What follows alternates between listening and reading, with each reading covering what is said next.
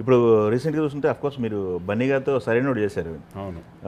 తర్వాత relation continue అవుతుందండి కరెక్ట్గా? 100%. Yes He's my darling. Yes yes. తర్వాత ఏమో క్యారెక్టర్ ఆయన చేసిందే పుష్ప కదా, 2 5 years పుష్పనే కొట్ట కదా. పుష్పనే వెళ్ళిపోయింది కదా. పుష్పలో నేను లేను. ప్రస్తుతానికి ఎప్పుడు మంచి వర్క్ చేస్తాం, అది వేరే. కానీ బాండింగ్ మాత్రం అలాగే ఉంటుంది. అందరూ చరణ్ కానీ అందరూ సినిమాలు ఇక్కడ చేసినా చేయకపోయినా ఆ రిలేషన్షిప్ వేరేగా ఉంటుంది. ఎస్, ఎందుకంటే మీరు చేసిన సినిమాలన్నీ పాన్ ఇండియా మూవీస్ కదా ఇప్పుడు రన్ అవుతున్నాయని. అవును. అదర్ లాంగ్వేజ్ నుంచి స్క్రిప్ట్లు ఏం రాలేదా మీకు? వచ్చినాయి, వస్తూనే ఉంటాయి. అంటే కొన్ని ఏంటంటే మనకి ఏంటంటే మన ఫస్ట్ కాన్సన్ట్రేట్ చేసేది మన తెలుగు ఇక్కడ.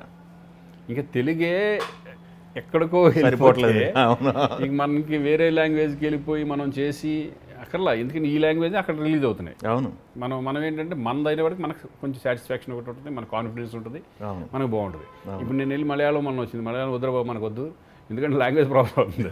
వచ్చింది క్యారెక్టర్. ఓకే, క్యారెక్టర్ చాలా నేను మలయాళం చేశాను ఒకటి మోహన్ లాల్ గారితో చేశాను. అవును. తర్వాత వచ్చినాయి ఆఫర్స్ వచ్చినాయి, కానీ నేను మనకు వద్దు అసలు, మనకు తెలుగు అంతే. తమిళ కన్నడ కూడా నాకు బాగా వస్తుంది. ఆ రెండిట్లో పర్లేదు, కానీ మలయాళం అసలు వద్దనుకున్నాను.